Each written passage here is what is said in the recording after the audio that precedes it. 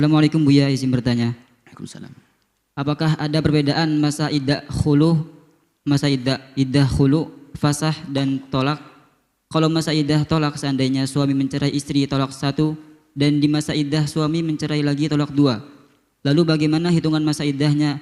Apakah masa iddahnya masing-masing tolak dihukumi menjadi 6 kali suci atau masa iddahnya ganti dengan iddah yang baru setelah tolak 2 di masa iddah?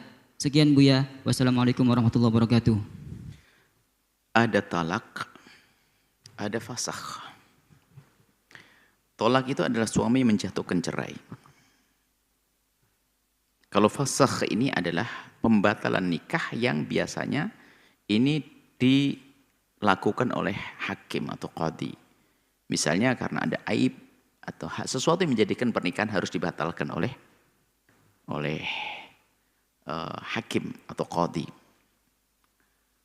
Kalau khulu' itu adalah pembatalan pernikahan dari pihak istri dengan cara membayar. Karena istri waktu dinikahi adalah diberi mahar, maka di saat dia ingin membatalkan dia harus membayar. Kalau dari pihak istri, sehingga hak cerai diberikan suami oleh Allah kepada suami. Kalau istri tidak punya hak cerai kecuali hak cerai dengan cara ini keadilan dalam syariat. Sehingga kalau istri membayar kemudian suami namanya khulu' dengan iwat, dengan pengganti. Istri minta, wahai suamiku, kalau cerai aku dengan uang ini. Tatonya uangnya diterima sama sang suami, maka itu adalah jatuh cerai. Nah, kemudian kalau tolak gitu, tolak, khulu' dan fasah semua ada iddahnya. Iddahnya sama, masa penantian. Habis di khulu', di fasah dan ditolak, nggak boleh menikah dulu kecuali masa iddahnya selesai. Masa iddahnya adalah kalau orang hamil ya sampai melahirkan. Kalau orang yang tidak hamil punya haid 3 kali suci. 3 suci. 3 suci adalah dihitung kalau suci, kemudian haid suci, haid masuk ke haid 3 kali suci, maka itu sudah keluar dari iddah, masa penantian. Kemudian ini banyak permasalahan di balik itu ya untuk membedakan. Sebelum bertanya, khulu', nah ini perbedaan. Kalau tolak itu paling banyaknya 3. Tolak 1, tolak 2, tolak 3. Kalau fasah enggak akan mengurangi bilangan tolak. Karena hakim yang memutuskan. Sehingga seandainya suatu ketika hakim menceraikan seorang suami dengan istrinya, maka tidak dihitung perceraiannya. Cerai tapi tidak dihitung, mengurangi hitungan. Kalau seandainya nikah lagi belum punya tolak. Tidak mengurangi bilangan tolak 3. Kalau fasakh. Kalau khulu', kalau talak jelas, kalau fasakh jelas tidak dihitung, kalau tolak pasti dihitung, kalau khulu' setengah-tengah itu. Mazhab Syafi'i, pendapat dahulu mazhab Syafi'i mengatakan disamakan dengan fasakh, tidak dihitung. Pendapat yang kedua adalah dihitung. Jadi mazhab Syafi'i ada 2 pendapat. Jadi kalau orang mengkhulu' mengurangi bilangan cerai.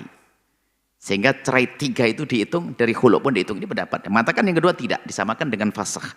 Jadi untuk khulu' sebagian mazhab Syafi'i mengatakan disamakan dengan khulu', sebagian mengatakan disamakan dengan tolak dari sisi mengurangi dan tidak mengurangi bilangan tolak. Itu adalah perbedaannya di situ saja. Kalau fasakh tidak mengurangi bilangan tolak. Lah tolak paling banyak 3. Dan tolak 3 ini dalam madhab, jumhur 4 madhab bisa dijatuhkan dalam 1 waktu. Atau berbeda waktu dalam masa iddah. Yang ditanyakan adalah, dia menjatuhkan cerai sekali. Kemudian, dia menjatuhkan lagi kedua kalinya di masa iddah, maka itu jatuh 2. Karena selagi seorang perempuan masih di masa iddah, dia seperti istrinya, kok dijatuhkan cerai lagi, maka jatuh 2. Selagi masa iddah, dia masih bisa dicerai. Keluar dari masa iddah, orang lain nggak jatuh cerai. Berarti cerainya sudah cerai 2 tadi. Lalu bagaimana menghitung masa sucinya? Ya dihitung ya masa sucinya sekali, bukan 2 langsung 6 kali suci, enggak ya. Nah, berarti setelah mencerai 2, baru nanti setelah itu dihitung. Mulai dari cerai yang kedua itu dihitung. 3 kali suci seperti itu. Jadikan cerai hanya bicara saja, jangan sampai ada perceraian. Sudah selesai. Semoga hidup indah tanpa ada perceraian. Cuman memang ada perceraian disyariatkan dalam Islam.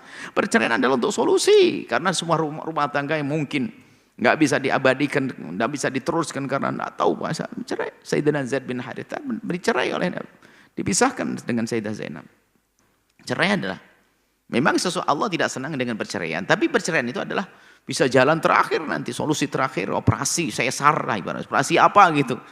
Di saat nggak bisa dipertahankan perceraian untuk sebuah kebaikan. Untuk sebuah kebaikan. Ya seperti itu. Semoga Allah menjaga rumah tangga semuanya indah. Indah di dunia dan indah di akhirat. Allah alam bisawab. Setelah Anda menyaksikan video ini, jangan lupa berselawat kepada baginda Nabi Muhammad sallallahu alaihi wa alihi wa sahbihi wasallam.